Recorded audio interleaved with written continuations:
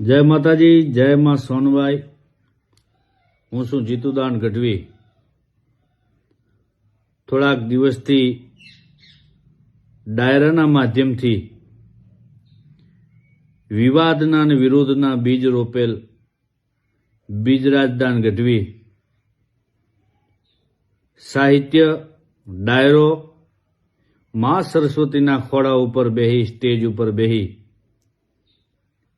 અને વય મનસ્યતા ફેલાય એવા નિમ્ન કક્ષાના કૃત્યો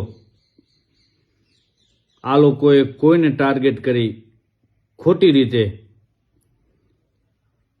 બોલવા એ લોકસાહિત્ય કલાકારને અને એક ચાણ તરીકેને ન સાજે એવું આ કૃત્ય। આનાથી વર્ષોથી પેઢી દર પેઢીના વર્ષોના કાઠી દરબારો હારે ચારણોના જે મામા ભાણેજના નાતા, એ નાતાને બંને સમાજની લાગણીઓને ઠેસ પહોંચે એવા આ લોકોના બંનેના કૃત્ય, જેમાં દેવાદભાઈ ખવડ પણ કાઠી દરબાર હોવા છતાં સ્ટેજ માથે સ્ટેજની ગરિમા, લોક સાહિત્યની ગરિમા કે કાઠી દરબારની ગરિમા કેવી રીતે હચવાય, વર્ષોના અનુભવ હોવા છતાં આ લોકોને હજી પણ સભાનપણે ખબર નથી।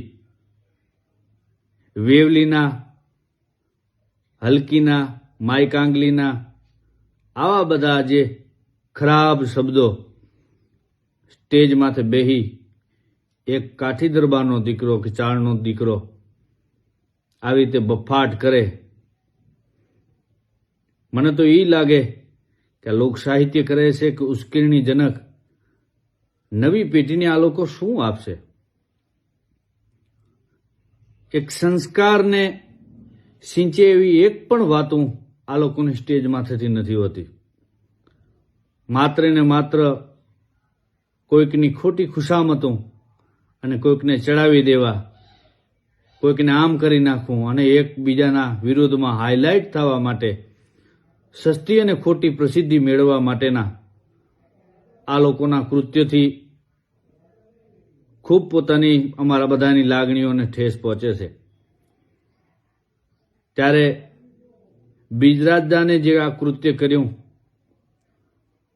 એક સોનબાઈના મંદિરમાં સમાધાન થયા પછી માં હોનબાઈની પણ ગરિમા આ લોકોએ હાચવી નથી। એમાં ખાસ તો બીજરાજદાનનો આ વખતે વાંક છે। બીજરાજદાન જે બોલ્યા એને અમે ચારણ સમાજ વખોડી કાઢીએ છીએ અને આ લોકો બંનેને જો કોઈને રાગ દ્વેષ કે અંદર પડેલી કે એકબીજાની ઈર્ષા હોય તો બંને એકબીજા ગમે અહીંયા રોડ માથે કે એમને જ્યાં મજા આવે અહીંયા પોતે એકબીજા પોતાનો હિસાબ કરી લે। બાકી આવી રીતે બોલે એકબીજાના સમાજની લાગણીઓને ઠેસ પહોંચે એવી વાત ન કરો। કાઠી દરબાર થઈ માય કાંગલીનો, ભેંસના પેટનો આ બધા વચનો યોગ્ય નથી। આ બધા શબ્દો દેવાજભાઈ ખવડ માટે પણ યોગ્ય નથી। અને બીજરાજદાન એને એક લોક સાહિત્યનો સ પણ નથી આવડતો। હું તો એમ કહીશ કે જે ઈશ્વરદાન ગઢવી, ઈ હલક, ઈ હાકલા, ઈ પડકારા, પરછંદ એવો લોક સાહિત્યનો ઘેંઘૂર વડલો, ઘોઘવતો સાગર, અને જ્યારે એનો દીકરો ઉઠી અને નિમ્ન કક્ષાની જ્યારે વાણી સ્ટેજ માથેથી બોલી નાખે, કોકની લાગણીને ઠેસ પહોંચે એવું બોલે, ત્યારે આ કૃત્ય ખૂબ ને ખૂબ નીચ કક્ષાનું છે। અમે બીજરાજભાઈ